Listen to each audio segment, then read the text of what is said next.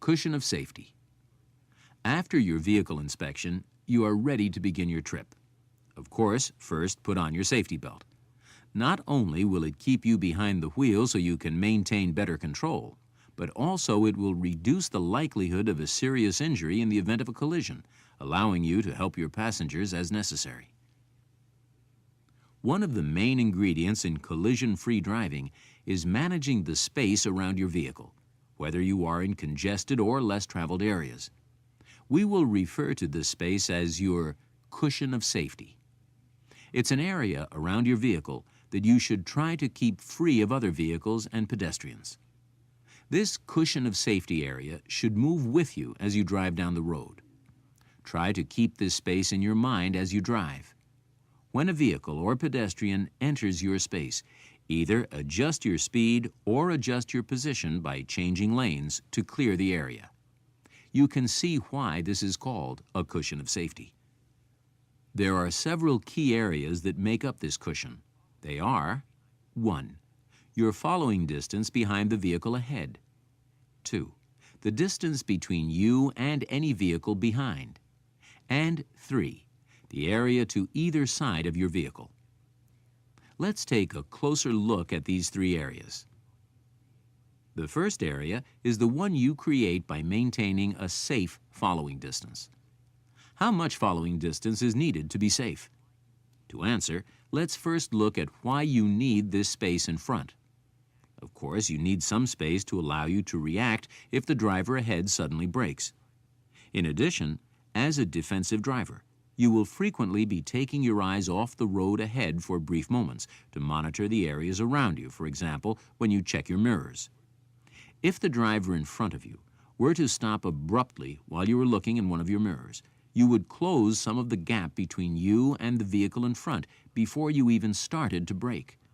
Thus, you need enough space to allow time for you to recognize that the driver ahead is stopping, and then for you to react accordingly. You also need some extra room to ensure the safety of your passengers. For them, a smooth stop is essential. A safe following distance is based on your total stopping distance, which includes 3 factors: perception distance, reaction distance, and braking distance. The first, perception distance, is the distance your vehicle travels from the time you first spot a hazard to the time you make the decision to begin braking.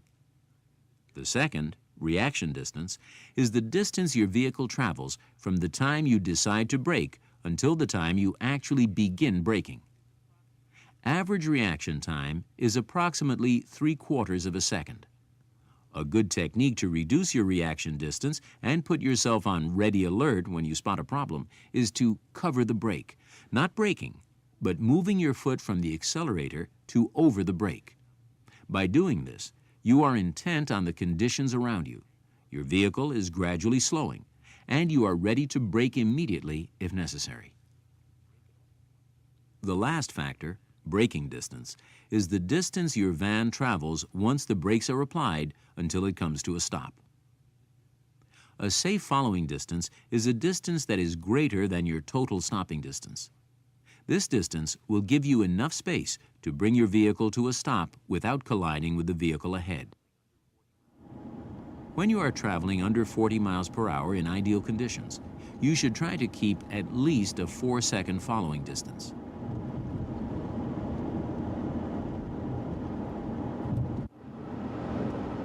When traveling at 40 miles per hour or faster, increase your following distance to 5 seconds. How do you measure a 5-second following distance? An experienced driver can estimate the distance fairly well. However, it's a good idea to check your following distance every now and then.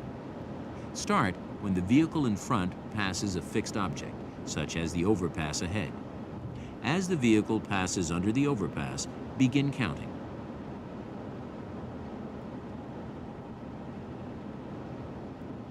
If you can count to 1,005 before reaching the fixed object, you are maintaining a 5-second following distance. However, a 4 or 5-second following distance is only adequate under ideal conditions. You must increase your following distance when your cushion of safety is jeopardized.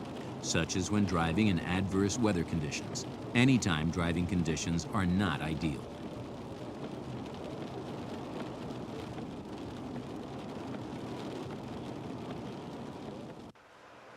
Are these conditions ideal? No. In one case, you have a tailgater. In the second, you're traveling downhill where it takes you longer to stop. In each case, you should increase your following distance. We just mentioned that having a tailgater is not an ideal situation. If you have to stop quickly, that driver might not be able to react quickly enough to avoid hitting you. But how can you tell if you have a tailgater, especially if your vehicle has a large blind spot directly behind? You must check your mirrors every 3 to 5 seconds so you can spot someone moving into the blind spot behind your vehicle. Otherwise, you may not know the other driver is there. If you do see someone moving into your blind spot, what action is recommended? If you answered, increase your following distance, that is correct. In this way, you will give yourself and the tailgater more room to stop. It will also give the tailgater somewhere to go when he passes you. Tailgaters are usually in a hurry. Expect them to pass and be ready for them to cut you off. We've talked about the areas of your cushion of safety in front and behind your vehicle. Now let's take a closer look at the areas on either side. You should try to keep these areas clear, but it may be difficult to keep an eye on them because of the blind spots on either side of your vehicle when using your side mirrors. There are 2 techniques that you can use to reduce your side blind spots.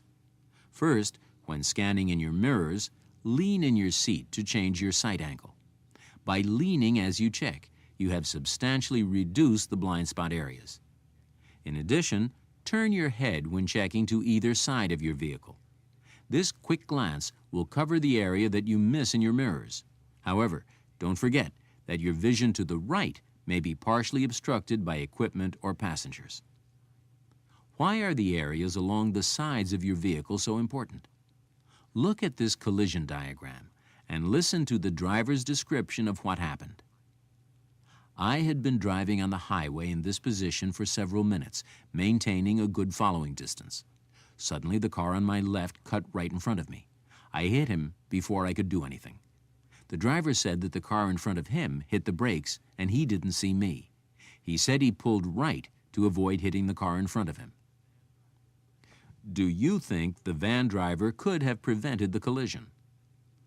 The van driver could have prevented this collision by adjusting the position of his vehicle to reestablish his cushion of safety. He could have slowed down, moved ahead, or changed lanes to the right. Any of these adjustments would have moved his vehicle out of the other driver's blind spot and would have prevented the collision. A technique to check whether you are in another driver's blind spot. Anytime you cannot see the other driver's inside rearview mirror through that vehicle's rear window, you are driving in that driver's blind spot. Obviously, there will be times when traffic conditions are such that you won't be able to maintain a total cushion around your vehicle. When this is the case, be in a ready alert mode. Be ready by increasing your following distance, increasing your scanning, and tapping your horn as necessary to alert other drivers. One way to increase your following distance and to put yourself on ready alert is by covering the brake. While covering the brake, your vehicle will slow, increasing your following distance. And you will also reduce your total braking distance by eliminating the time it takes you to move your foot from the accelerator to the brake pedal. Anytime you see a hazard ahead, cover the brake. All of these areas, in front, in back, and to the sides, make up your cushion of safety. By trying to keep these areas free of other vehicles, you will go a long way in providing a safe and smooth ride for your passengers.